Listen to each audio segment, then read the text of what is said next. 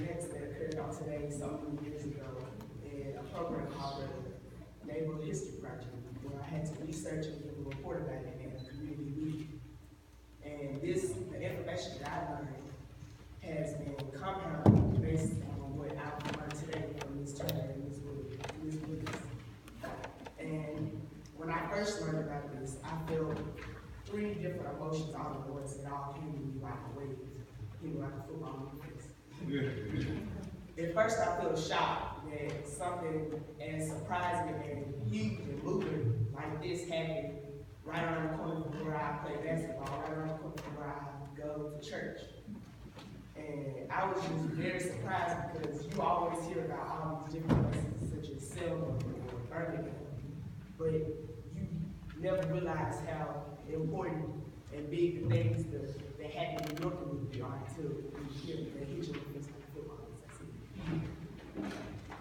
I also feel cheated or lied to because I felt like I wasn't being told the whole story because I had never heard about it. I was like 14 or 15 when I first learned this story.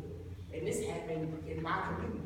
I just felt like I should have been one of the main people to know something about this. And it wasn't in the forefront of my education. Like, I always heard about Dr. King being murdered downtown, but he was an outsider. I do know that he is a leader in the Black community, but he's for all intents and purposes, an outsider to this true struggle of Memphis.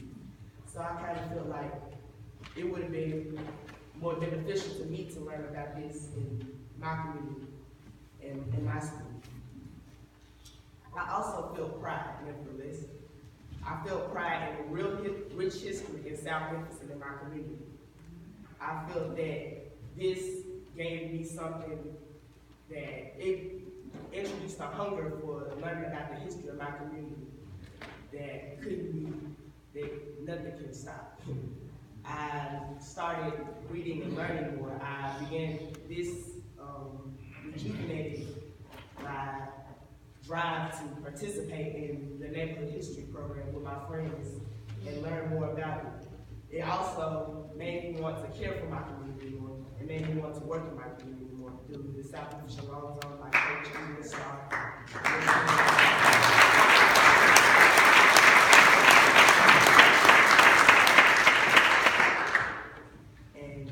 Seeing the Memphis Lynch Site Project do all this amazing work to help document and represent the history that we know so little about in comparison to the other parts of history, it just warms my heart. And I just wanted to come up here and say that and put that out there. So all these news organizations that are quick to talk about someone getting shot or somebody getting robbed, well, this is something you can talk about right here. Something that's happening.